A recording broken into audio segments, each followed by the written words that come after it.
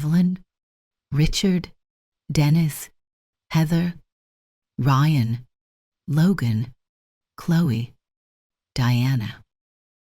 Richard used to say this house had good bones, solid foundations, built to withstand prairie winds and the passage of time. We bought it 50 years ago, newlyweds with more dreams than dollars, and slowly filled its empty spaces with the echoes of our life together. Books stacked high on shelves he built, music skilling from the old record player on Sunday mornings, the scent of my baking mingling with the faint sweet aroma of his pipe tap, arguments that dissolved into laughter, sorrows shared that halved their weight, joys that doubled just by being witnessed. It was a repository of a shared existence. After he passed, 3 years ago now, the silence settled in, vast and deep, but not entirely unwelcome, a different kind of quiet, heavy with memory, punctuated only by the steady, reassuring tick-tock of the grandfather clock in the hall.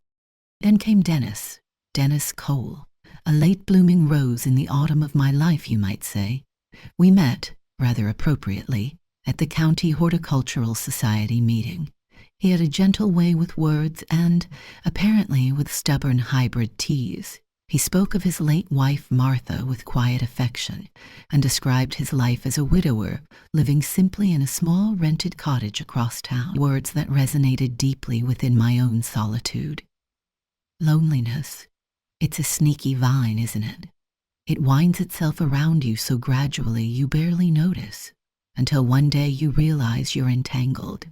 And Dennis, with his unassuming charm and shared love for blossoms, felt like unexpected sunshine piercing through the leaves. After a year of companionable lunches, where we'd discuss everything from pest control to politics, visits to garden shows where he'd patiently hold my coat, it felt logical, almost inevitable, to blend our lives, our quiet routines. My house, the one Richard and I had poured our souls into, was larger, filled with Richard's sturdy dark wood furniture, my collections, decades of accumulated memories. Dennis, by his own admission, had little to bring, mostly clothes and boxes of what he vaguely termed papers and keepsakes. It seemed practical, sensible, a pragmatic solution to the creeping vine of loneliness for us both. "We'll have companionship, Evelyn," he'd said one afternoon, his hand surprisingly warm, surprisingly firm, over mine across the teacups. Quiet years together. Look out for each other. Quiet.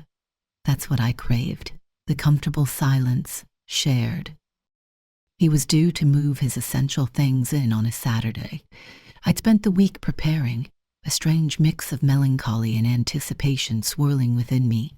Clearing space in Richard's closet felt like a tiny betrayal, yet airing out the guest room held a whisper of possibility. I found myself humming, something I hadn't done in ages, feeling a flutter of not girlish excitement. Heavens no, those days were long gone, but a hopeful anticipation for a gentler closing chapter. Saturday morning dawned bright and crisp, a perfect autumn day. Dennis was supposed to arrive around 10, maybe a little after, with his friend's borrowed truck.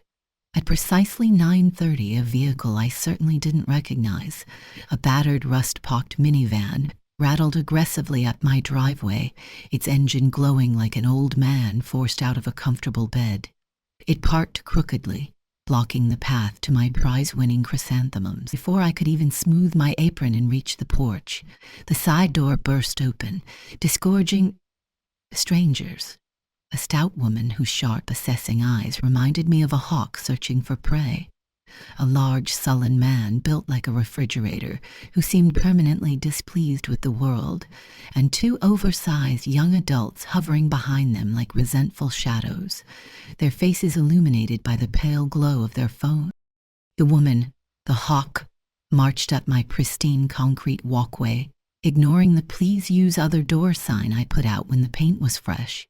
The man trailed her like a sullen tugboat, creating a wake of disapproval. "You must be Evelyn," she announced, her voice possessing a nasal quality that could likely strip paint at 20 paces. It wasn't a question. It was a declaration of arrival. Dennis's daughter-in-law, Heather. This is Ryan. She jerked a thumb dismissively towards the refrigerator. Dennis's boy. And that's Logan and Chloe back there. The teenagers, Logan and Chloe, offered zero acknowledgement. Didn't even look up from their screens, not a flicker of greeting. Heather's hawk-like gaze swept dismissively over my carefully tended porch planters, my prize-winning petunias drooping slightly in the morning sun, the gleaming white front door Richard himself had painted that final summer. Quaint, she sniffed, managing to load the single syllable with a remarkable amount of condescension. It landed like a small, sharp stone hitting glass. Before I could formulate a polite, if bewildered response, she pushed past me, physically shouldered past me, into the sanctuary of my hall. Ryan followed, bumping a large, scuffed suitcase hard against the pristine doorframe, leaving a long, dark scar on the white paint. Richard had taken such pride in that door.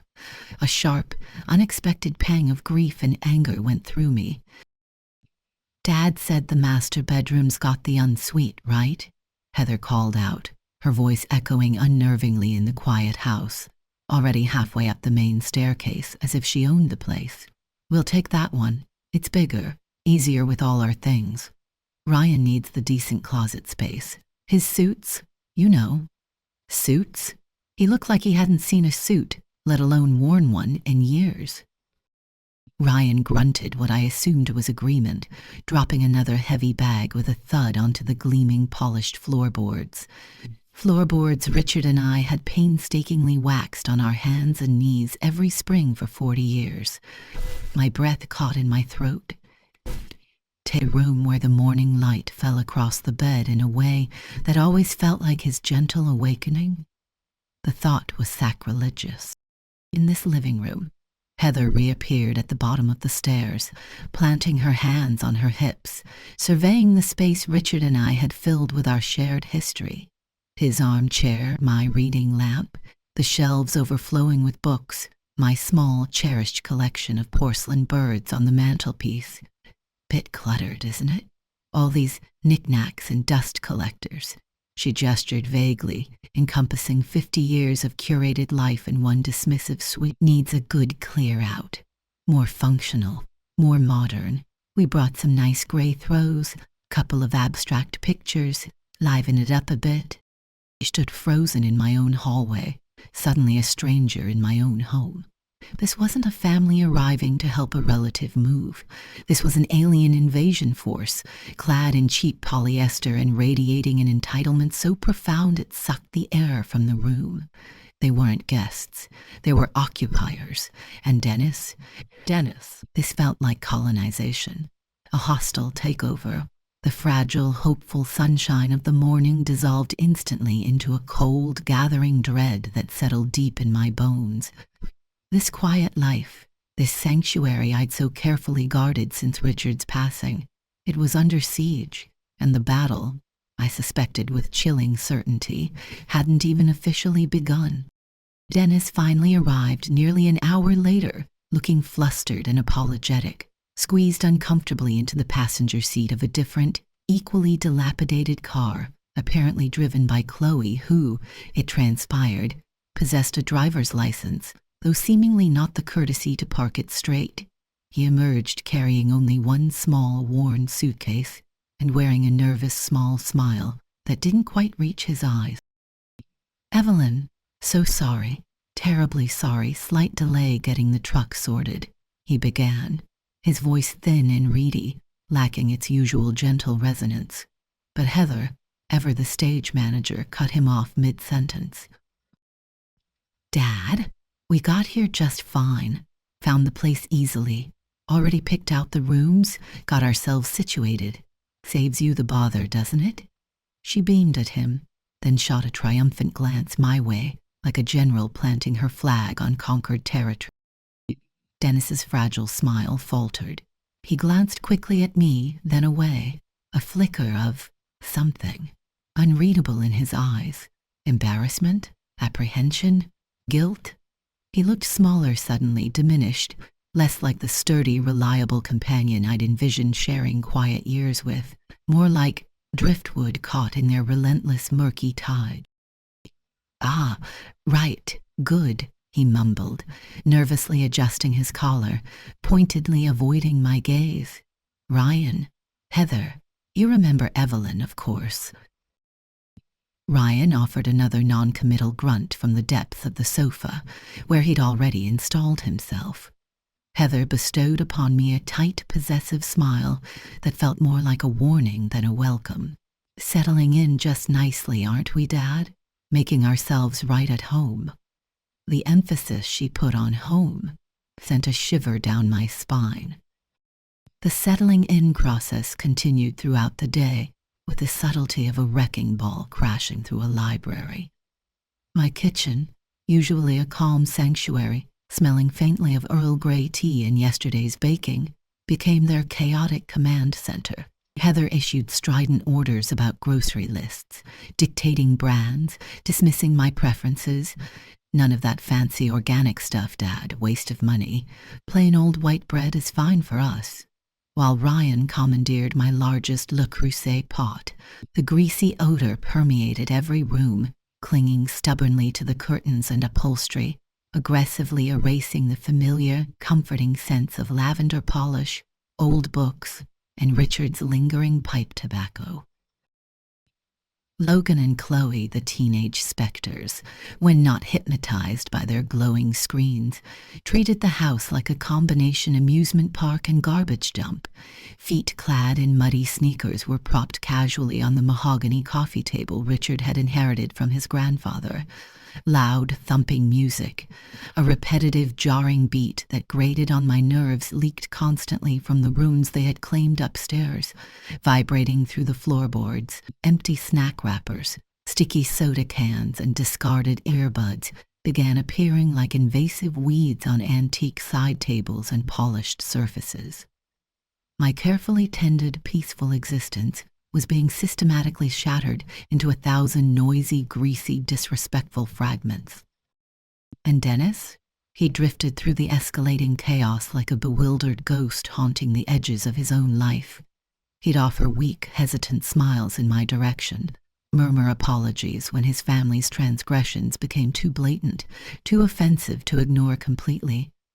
"They're just, enthusiastic Evelyn," he'd whisper conspiratorially, wringing his thin hands when Heather commandeered the television remote. "Big personalities. They mean well, really." Mean well. Did meaning well involve Ryan rummaging through Richard's old tool shed without asking, emerging covered in cobwebs to ask Dennis if the expensive ride-on mower still worked? Did it involve Heather loudly complaining about the lack of decent TV channels and demanding Dennis immediately upgrade my perfectly adequate cable package because she was missing her shows? Did it involve Chloe rifling through my jewelry box while I was in the garden, asking with faux innocence if she could borrow a word I suspected meant keep? My delicate silver locket, the one Richard gave me on our 25th anniversary, the one I wore close to my heart. Each incident felt like a tiny pinprick, accumulating into a significant wound. The final irrevocable breach of peace, the incident that tipped the scales from mere tolerance to simmering rage, happened that first evening. I keep Richard's old armchair positioned by the fireplace. It's a sturdy, comfortable wingback, the dark green leather softened and worn smooth by decades of his presence, molded perfectly to the shape of the man I loved. It's his chair, a sacred space. I came back from making tea, navigating the minefield of their discarded shoes and bags in the hall, to find Ryan sprawled in it, sprawled, like a king on a conquered throne. He was aggressively flicking through channels with my remote, a half-eaten slice of greasy pepperoni pizza balanced precariously on the worn leather armrest. Something cold and sharp, like an icicle, pierced through the layers of my politeness, my ingrained lifelong habit of keeping the peace, of avoiding confrontation. I walked deliberately across the room, my slippered feet silent on the rug, my hands clenched so tightly at my sides my knuckles ached. The floorboards outside the rug creaked under my weight, a familiar, comforting sound now sounding in an alarm in the suddenly alien landscape of my own home. "Get out of that chair," I said. My voice wasn't loud, barely above a whisper, but it possessed a sudden, unexpected edge of steel that sliced through the loud drone of the action movie on the television. Ryan looked up, startled, a flicker of surprise in his usually vacant eyes. Then comprehension dawned, and he smirked, a slow, insolent curl of the lip. "Chill out, Grandma. What's the big deal? It's comfy." Grandma, he hadn't even bothered to learn, or perhaps chose to forget, my name. "It was my husband's chair," I stated, each word clipped, precise, cold. "And you are getting pizza grease on it. Get out now." Heather bustled in from the kitchen, wiping her hands on a dish towel, drawn like a moth to the flame of conflict. Now, Evelyn. No need to get your knickers in a twist. Ryan's just relaxing after the long drive." Her tone was placating, condescending, as if soothing a fractious child. "He can relax somewhere else," I insisted. My gaze locked on Ryan's. The smirk on his face finally faltered, replaced by a sullen, resentful glare. He knew I meant it. Slowly, with deliberate, insolent slowness, he heaved his considerable bulk out of the chair, pointedly leaving the greasy pizza slice behind on the armrest, like a final, deliberate insult. A territorial one. Heather's eyes narrowed, her expression hardening. Well, someone's certainly territorial about their old junk. Old junk. Richard's chair. Dennis appeared nervously in the doorway then, looking pale and anxious. "Evelyn? Ryan, please, let's not have any unpleasantness." But I wasn't looking at Dennis anymore. I wasn't listening to Heather's poisonous words. I was staring at the dark, spreading grease stain on Richard's chair. It felt like a physical blow, a desecration, a violation not just of a piece of furniture, but of memory, of love, of 50 years of shared respect. They hadn't just moved in their bodies and their cheap suitcases. They'd moved in their carelessness, their crudeness, their stunning entitlement, their utter lack of regard for anything sacred, anything that wasn't immediately consumable or theirs for the taking. And Dennis, dear, gentle Dennis, the man who promised quiet companionship, was standing by, wringing his hands, letting it happen. This wasn't going to be quiet years together. This was going to be a war, and Richard's chair, stained and violated, was the first heartbreaking casualty. The days that followed bled into a week, then 2, then stretched towards a month, with the agonizing slowness of a dripping tap in the dead of night. The short visit until things get sorted showed absolutely no signs of concluding. Excuses, flimsy and often contradictory, mutated daily like viruses adapting to a new host. The ancient minivan perpetually needed unobtainable, expensive repairs. Ryan was supposedly looking hard for local work, though his efforts seemed confined to scrolling job sites on his phone from the depths of the sofa. She had abruptly decided she might check out the local community college, requiring reconnaissance that involved sleeping late and lengthy social media consultations. Heather, meanwhile, simply behaved with the quiet, unshakable certainty of a permanent residence, humming tunelessly as she rearranged my kitchen cupboards to her liking and critiqued my housekeeping standards. My home, my sanctuary, had become an occupied territory, and the occupiers were digging in. My own routine, the small, comforting rituals that structured my days and kept the loneliness at bay, vanished completely, obliterated by their chaotic presence. My quiet mornings spent reading by the bay window, watching the finches at the feeder, were now routinely shattered by Heather's loud, indiscreet phone calls, during which she detailed intimate gossip about neighbors she'd somehow already cultivated relationships with. or complained bitterly about the inadequacies of her relatives, presumably not Dennis's.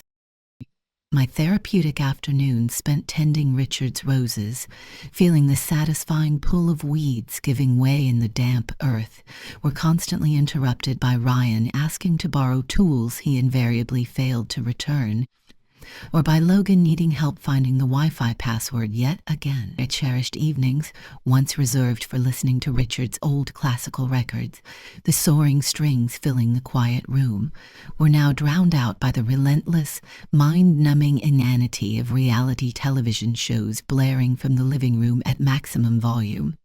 Shows depicting lifestyles of manufactured drama and crass materialism that felt like a personal affront within the gentle, cultured atmosphere Richard and I had so carefully built.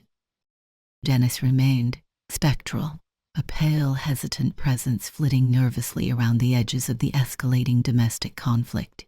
He'd offer tentative help in the kitchen, attempting to dry dishes or make toast, only to have Heather immediately override his efforts with a dismissive wave or a sharp correction. He'd try to engage his sullen son in conversation about sports or current events, only to be met with monosyllabic grunts or outright indifference. He'd periodically corner me in the hallway or garden, his eyes pleading, apologizing in hushed, embarrassed tone. He seemed cowed by them, diminished in their presence, afraid even. Why? What hold did they have over him? Or was it simply a lifetime of ingrained weakness? I found myself retreating further, seeking refuge not just in my bedroom, but deep within myself, into the rich, untouchable sanctuary of memories held within these four walls. Flashbacks ambushed me with increasing frequency, vivid and bittersweet. Richard, his face crinkled with laughter, attempting to teach me to waltz on the patio one summer evening. Richard engrossed in his book in his chair, the firelight glinting on his reading glasses, a picture of contented peace. Richard humming cheerfully, if slightly off-key, while patiently fixing a leaky kitchen tap, a task I'd despaired over for days. The stark, painful contrast between the warmth, the mutual respect, the easy partnership of that past life, and the current cold, grating invasion was becoming a physical ache in my chest. This wasn't just inconvenient or irritating. It felt like a profound betrayal of everything Richard and I had stood for. Everything we had carefully, lovingly built together over half a century. Then came the whispers, more insidious, more dangerous than the outright noise and mess. Not angry shouts exchanged in the heat of the moment, but calculated, poisonous murmurs designed, I suspected, to undermine me. I'd walk into a room unexpectedly, and Heather and Ryan would abruptly fall silent, exchanging quick, knowing glances before adopting expressions of strained politeness. I began to overhear fragments of conversations. Heather on the phone in the hallway, her voice dripping with syrupy faux concern, talking about Dad's new friend, and lowering her voice to confide how poor Evelyn seems a bit forgetful these days. Frail? Frail, forgetful. I managed my own substantial finances meticulously, navigated the complexities of modern life quite cavernously. Were they deliberately trying to isolate Dennis from me, to subtly poison his perception? Were they laying the groundwork, constructing a narrative of my supposed incompetence, making me appear incapable of managing my own affairs, thus necessitating someone, them, naturally, to step in and take control? The thought sent a genuine chill down my spine, colder and more penetrating than any draft from the old sash windows. What, precisely, was their end game? Was it simply securing comfortable, free lodging indefinitely? Or was it something more? Something focused on the house itself, the equity Heather had mentioned? Was Dennis's simple rented cottage perhaps simpler, less secure than he'd initially let on? Were there pressing debts, hidden financial skeletons in his closet that I didn't know about? The unanswered questions festered, breeding security. One rainy afternoon, driven by a gnawing unease, I went looking for an old photo album I thought might be in the guest room closet. the room they had commandeered and subsequently turned into a teenage wasteland. While searching behind a pile of Logan's discarded video games and Chloe's overflowing makeup bags, my hand brushed against something stiff, tucked deep inside a drawer beneath a tangle of Ryan's dirty thoughts. Curiosity overriding propriety, I pulled it out. It was a crumpled, unopened bank statement, not Dennis's. It was addressed jointly to Ryan and Heather Call. My eyes scanned the damning figures, overdrawn, significantly, followed by a long, depressing list of declined transactions and returned payment fees. So much for Ryan diligently looking for work. They weren't just staying here out of convenience. They were hiding from a stark financial reality, using my home, my resources, my carefully managed life as their temporary, unwilling shield against creditors. And Dennis, my companion, was he a willing participant in this deception, or just willfully, conveniently blind to the manipulations of his own family? The distinction suddenly seemed less important than the fact of the deceit itself. That evening, the knowledge burning a hole in my composure, Heather approached me while I was standing at the sink, rinsing the dinner dishes, their dinner dishes, naturally, left stacked high as usual. "Evelyn," she began, casually drying her hands on my clean embroidered tea towel, her tone deceptively pleasant. "Ryan and I were just chatting, and you know, this house is awfully big for just you and Dad eventually. All this space, the upkeep, lots of equity just sitting here, tied up. Have you ever considered maybe releasing some of it? You know, a reverse mortgage. It's quite common these days, could really help Dad, us, get properly back on our feet. Maybe even look for a little place nearby." My hand stilled in the warm, soapy water. Reverse mortgage. My house. The home Richard worked his fingers to the bone to pay off 20 years ahead of schedule. The financial bedrock meant for my security, my independence, my choices in my final years. She said it so casually, so brightly, as if suggesting we plant different flowers in the front border. The sheer, breathtaking, unadulterated audacity of it stole the air from my love. "No, Heather," I said, turning slowly from the sink to face her, soapy water dripping unnoticed from my hands onto the linoleum floor Richard had laid himself. "I have not considered it, and I never ever will." Her manufactured smile tightened, thinning her lips. The pleasant mask slipped, just for a second, revealing something hard and calculating beneath. "Oh, don't be difficult, Evelyn. It's just a practical suggestion. Think of Dennis. Think of family helping family." "I am thinking, Heather," I replied, my voice dangerously quiet, level, devoid of its usual tremor. "I'm thinking you and Ryan and Logan and Chloe need to find somewhere else to live, very soon." The air in my cozy, familiar kitchen suddenly thickened, crackling with unspoken hostility. Her eyes, those sharp little predatory beads, narrowed into slits. The polite facade crumbled completely, revealing the raw, grasping avarice beneath. Oh yes, there was no longer any doubt. This was war, and they had just unequivocally declared their intentions, loud and clear. The battle for my home, my future, had truly begun. My explicit refusal to finance their lives by liquidating my home acted like throwing gasoline on a smoldering fire.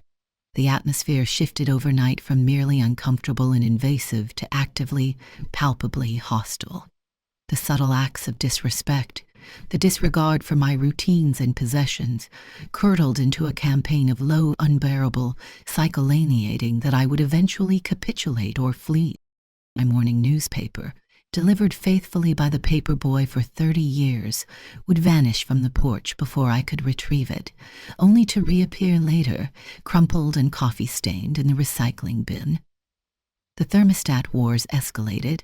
I turn it down to my preferred comfortable temperature, only to find it cranked up to sauna levels minutes later, making the old house stiflingly hot and sending my anxiety about the upcoming heating bills skyrocketing. Food I specifically bought for myself, A particular type of cheese Richard had loved, a small jar of expensive marmalade, would disappear overnight from the refrigerator, consumed without a word of acknowledgement or thanks. Small things, petty things, easily deniable. "Oh, did you want that, Evelyn?" "Sorry, I didn't realize." Dennis, bless his increasingly ineffective heart, tried to mediate, fluttering anxiously between their camp and mine like a nervous, ineffectual moth caught in a spider's web. "Heather, dear, perhaps we could turn the heat down just a tad. Evelyn feels the cold differently, you know." Or, "Ryan, old son, did you happen to see Evelyn's newspaper this morning?" His interventions were so feeble, so lacking in conviction, they were almost more insulting than silent. They merely served to highlight his utter impotence in the face of his family's steamrolling tactics, rather than offering me any real support or respite. He was caught, I realized with growing clarity, not just between me and them, but between their relentless demands and perhaps his own hidden vulnerabilities, his own secrets. What exactly had he told them about me before this ill-fated cohabitation began? About my finances? Had he, perhaps unconsciously or deliberately, painted me as a lonely, potentially pliable old woman with a large, valuable asset ripe for the picking? The thought lodged itself in my mind, a cold, unpleasant stone, making me feel nauseous with distrust. Worse than the petty annoyances, however, were the deliberate, insidious comments, laced with that cloying faux pity dropped carefully within my hearing. "Poor Evelyn," Heather would sigh dramatically to Ryan across the breakfast table, knowing full well I was within earshot.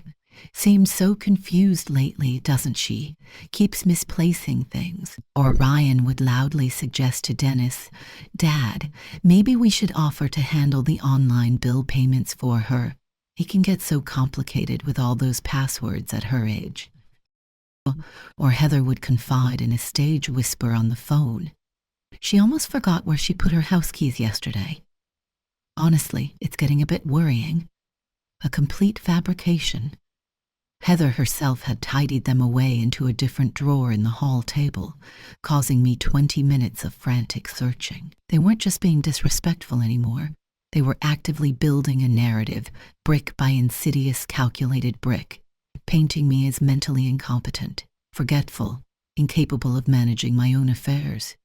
The stakes felt terrifyingly high now.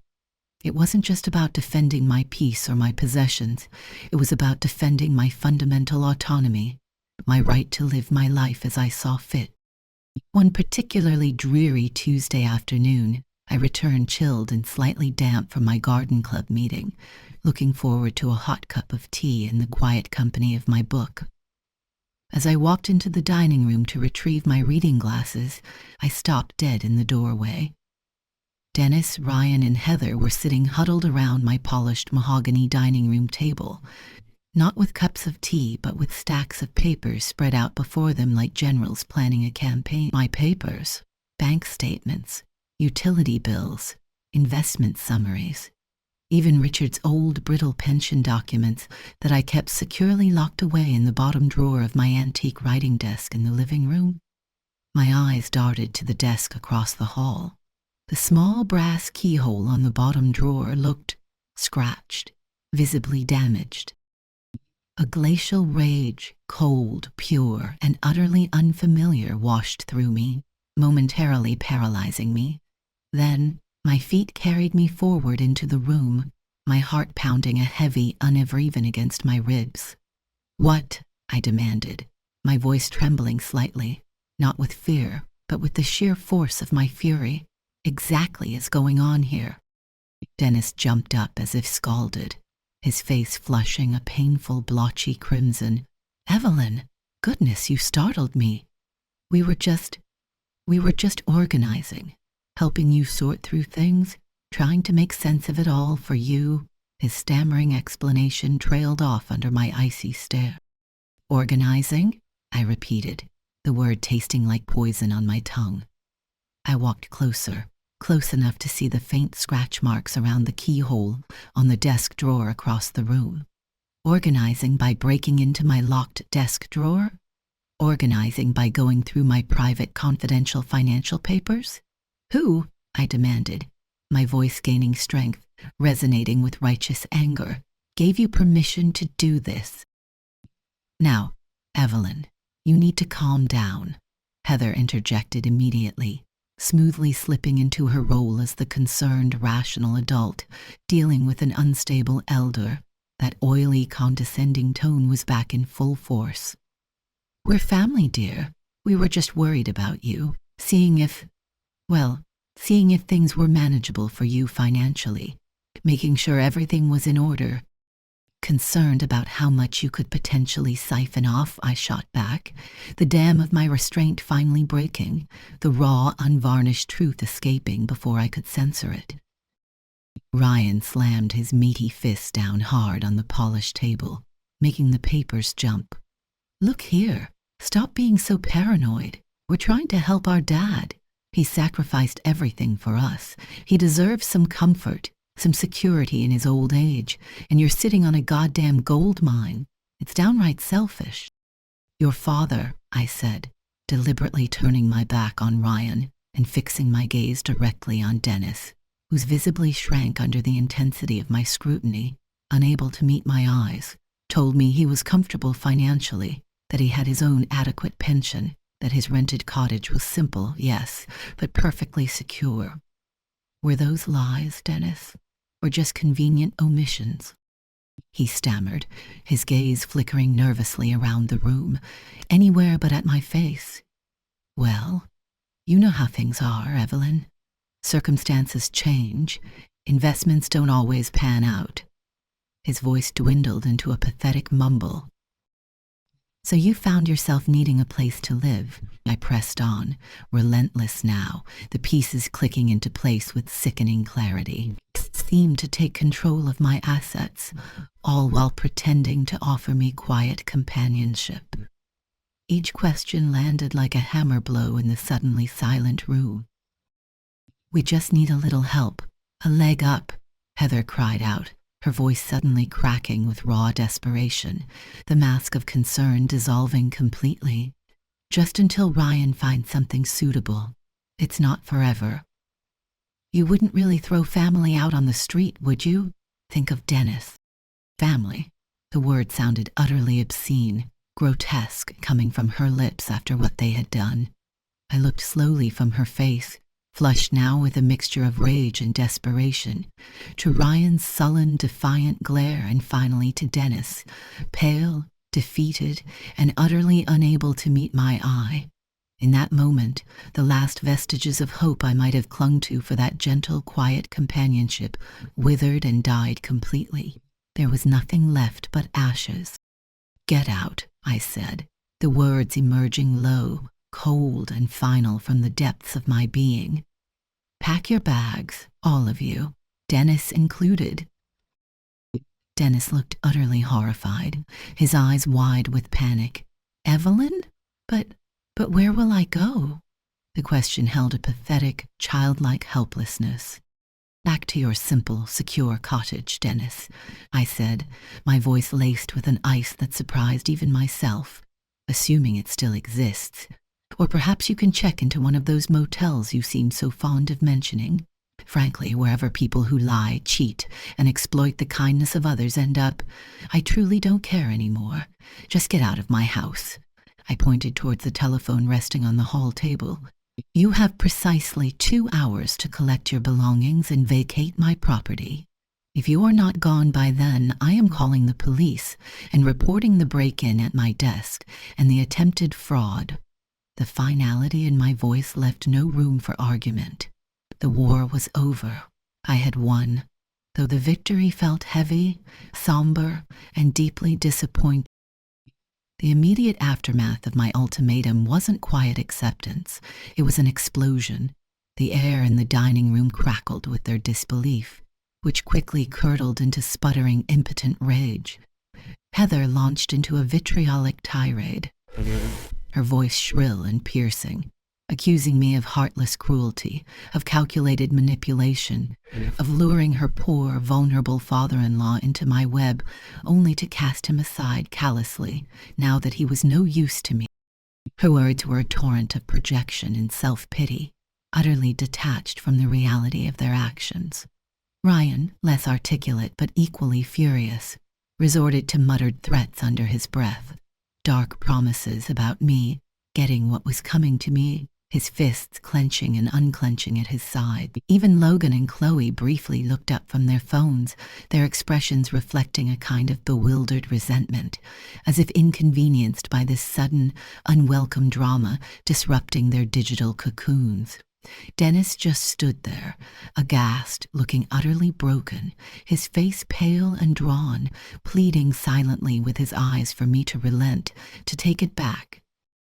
But something inside me, forged in the crucible of the past weeks, had hardened beyond pleading or threats. The image of my scratched desk lock, the violation of my private papers spread across my dining table, the casual greasy desecration of Richard's chair, these aggressions had tempered my grief and my loneliness into a core of unexpected, unyielding steel. I didn't waver. I didn't engage with their histrionics.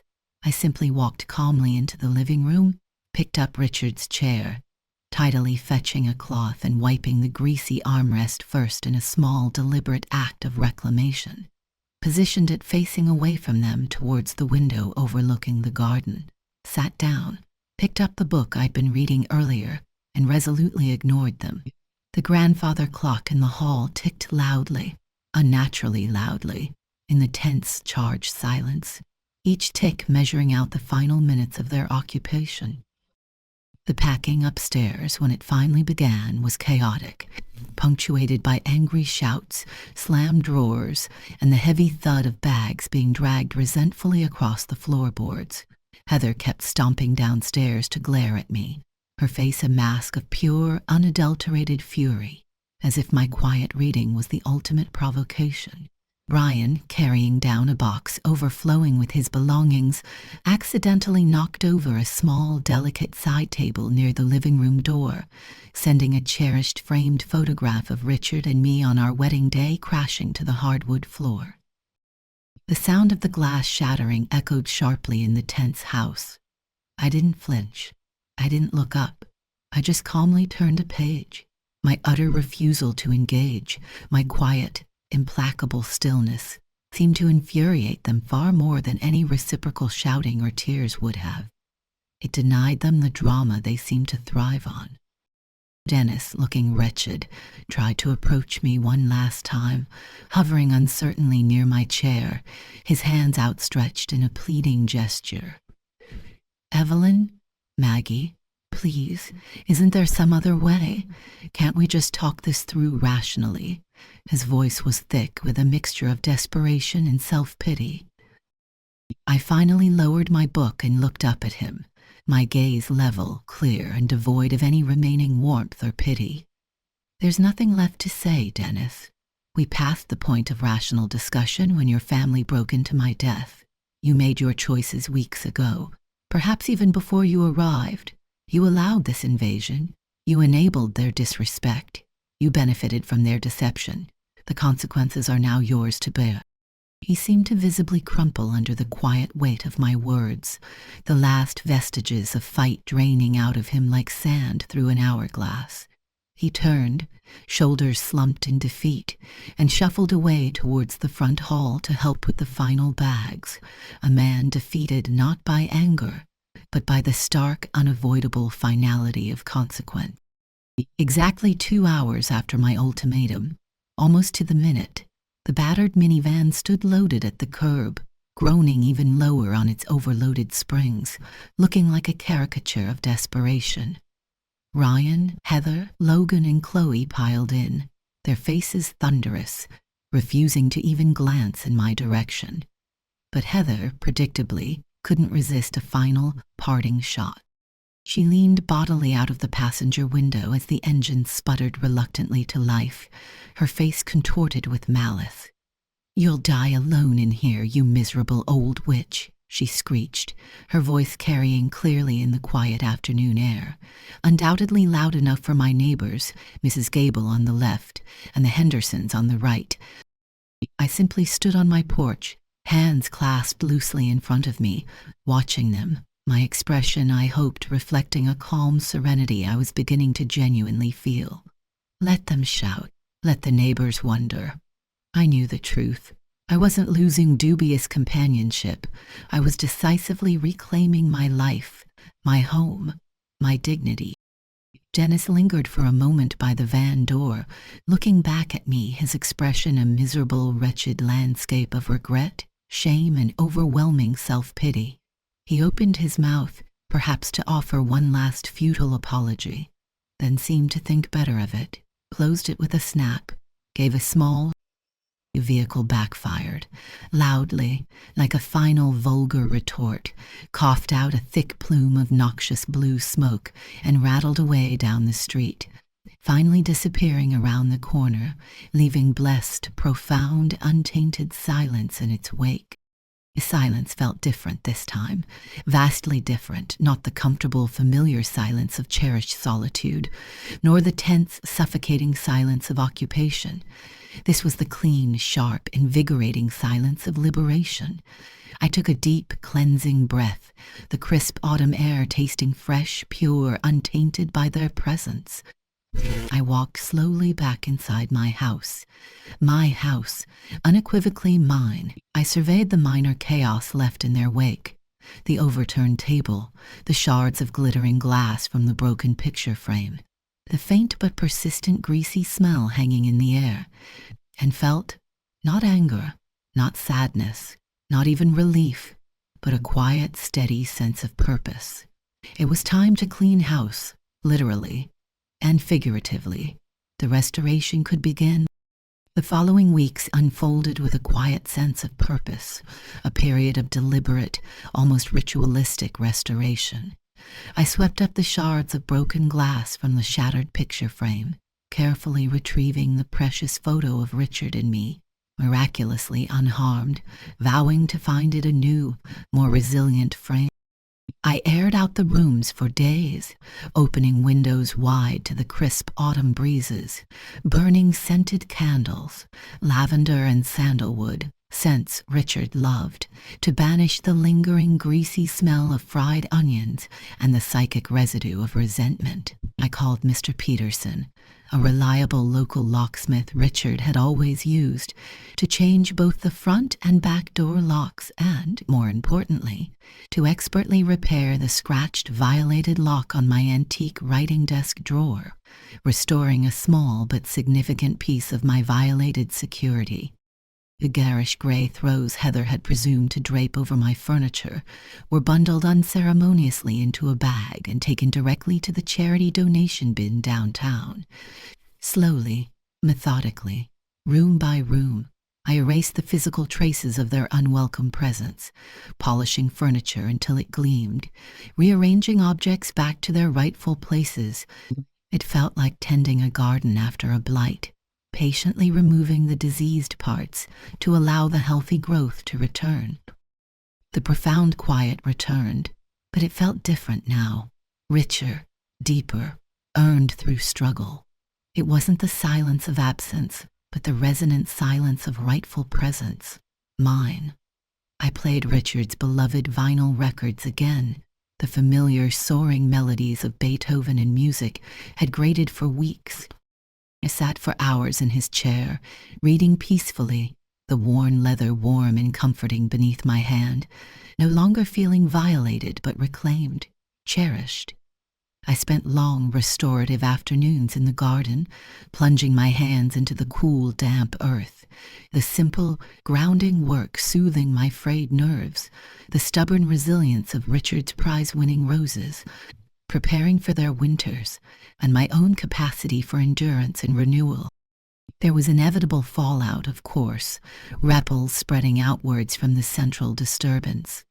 Dennis attempted contact several times in the first week or two, a tearful, rambling voicemail left on my newly secured answering machine.